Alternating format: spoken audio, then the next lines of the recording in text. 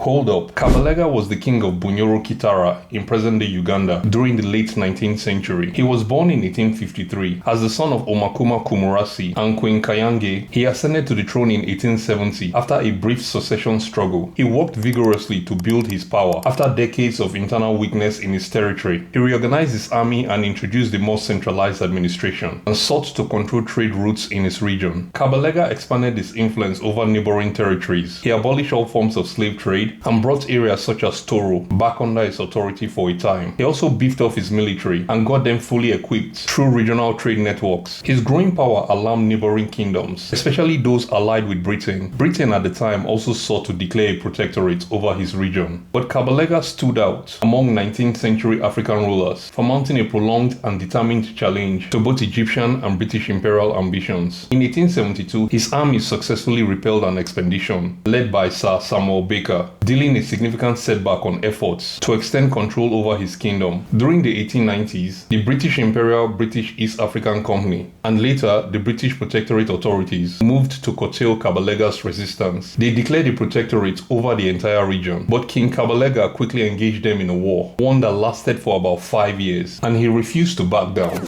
However, despite determined resistance, Kabalega was eventually captured in 1899 by British forces and their allies. He was exiled to the Seychelles in 1899, where he remained for over 2 decades. There are so many examples of African leaders being exiled or deported from their kingdoms.